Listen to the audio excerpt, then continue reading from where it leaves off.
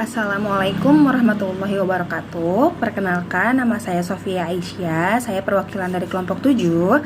Di sini saya akan menjelaskan apa itu gerakan rebozo, manfaat rebozo, dan kondisi yang tidak diperbolehkan untuk mengikuti gerakan rebozo. Baik, saat ini saya akan mendefinisikan gerakan rebozo. Gerakan rebozo merupakan gerakan untuk mengurangi nyeri. Gerakan rebozo saat akan bersalin bertujuan untuk mengatasi nyeri pada persalinan tanpa obat, serta menjadi mediator bagi wanita dalam menggunakan obat-obatan seminimal mungkin. Selama menjalani proses persalinan, rebozo dilakukan dengan memberikan pijatan saat akan bersalin dengan menggerak-gerakkan tubuh secara ritmis. Gerakan tersebut memberikan pengalaman yang nyaman. Adapun manfaat rebozo yaitu untuk mengoptimalkan posisi bayi yang kerap terhambat oleh otot ibu yang tegang, gerakan rebozo juga dilakukan pada ibu hamil setelah usia kehamilan 28 minggu dan dapat juga dilakukan selama persalinan. Gerakan rebozo dalam persalinan bertujuan untuk membantu menenangkan ibu dan juga mengurangi nyeri selama persalinan. Dan tujuan lainnya adalah gerakan ini membentuk posisi janin dengan membantu kepala janin semakin masuk ke panggul. Gerakan rebozo hanya menggunakan kain panjang atau selendang dan dapat dilakukan oleh petugas maupun suami dan juga keluarga dengan bimbingan petugas yang sesuai dengan standar operasional yang tepat. Kami memberikan asuhan pada ibu bersalin untuk mengendalikan rasa nyeri persalinan kala 1 dengan melakukan gerakan rebozo. Dan yang terakhir, meskipun aman, tidak semua ibu hamil diperbolehkan melakukan gerakan rebozo selama persalinan. Tidak boleh melakukan gerakan rebozo jika ibu hamil mengalami plasenta previa, memiliki riwayat pendarahan, dan janin sensitif terhadap gerakan. Yang kedua, teknik rebozo. Teknik rebozo dibagi menjadi 3. Yang pertama, posisi shifting. Rebozo shifting berguna untuk otot ligamen di daerah rahim. Posisi ini dilakukan dengan berlutut sambil menumpangkan tangan pada gimbal. Kemudian kain dililitkan di perut dan di bagian ujungnya dipegang oleh daula.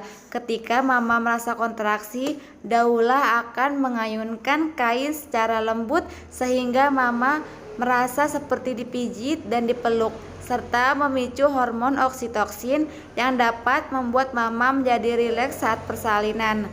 Contoh videonya seperti berikut ya Bunda.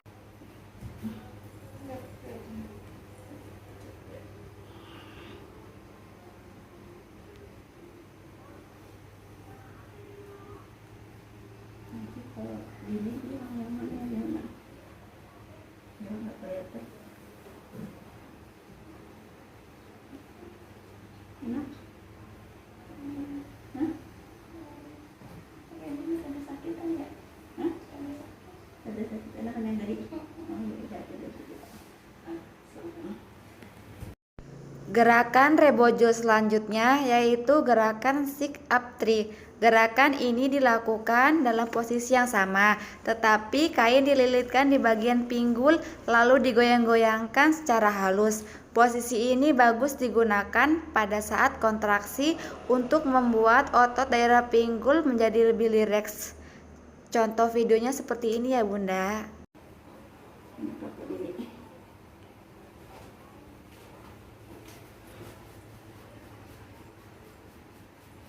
Enak ya?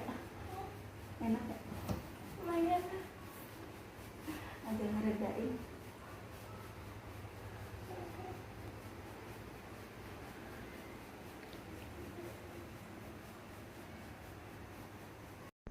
Gerakan yang ketiga yaitu gerakan skunting. Kain dapat dikaitkan di ketiak, kemudian ditahan oleh daula dari depan. Tujuannya adalah untuk menopang sebagian besar tubuh ibu. Dengan posisi ini, ibu dapat leluasa menggerakkan badan ke kiri dan ke kanan sampai menemukan posisi yang nyaman untuk bersalin. Contoh videonya seperti berikut ya Bunda.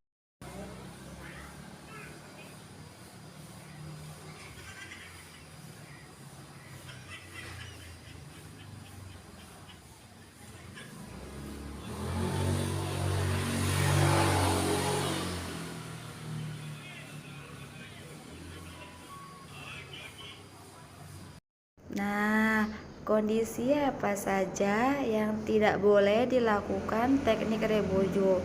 Yang pertama, hindari penggunaan rebojo ketika ada gejala atau resiko keguguran seperti perdarahan, nyeri kram di bagian di awal kehamilan, dan mempunyai riwayat keguguran. Yang kedua, ketika ligmen terasa kencang atau kram di pertengahan atau di akhir kehamilan, rebojo tidak akan membahayakan janin, namun dapat membuat ligmen mengalami spich atau kejang. Jadi pada saat seperti ini disarankan untuk melakukannya dengan sangat lembut. Yang ketiga, jangan lakukan teknik rebojo dengan keras. Jika Anda ingin melakukan teknik rebojo, lakukan dengan sangat lembut. Ingatlah untuk selalu berhati-hati dan memperhatikan jika posisi plasenta anterior. Yang keempat, tidak dianjurkan untuk menggunakan rebojo di beberapa situasi saat persalinan, seperti detak jantung janin tidak stabil, bayi sungsang dengan selaput ketuban yang sudah robek, dan adanya resiko terjadinya prolaps atau perdarahan yang tidak normal. Placenta abortion, yaitu plasenta terlepas dari uterus sebelum bayi lahir.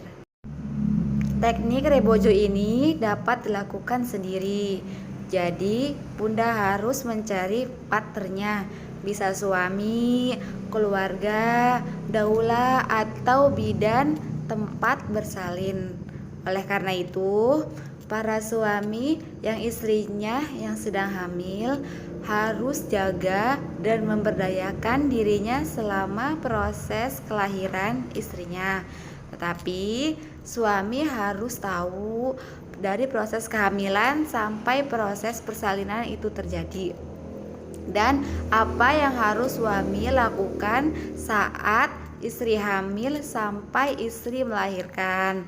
Tentunya suami wajib tahu sekali belajar teknik rebojo ini supaya istri melahirkan bisa membantu istrinya melahirkan melakukan teknik rebojo ini dengan benar dan tepat agar proses persalinan istrinya berjalan dengan lancar dan tepat dan minim trauma.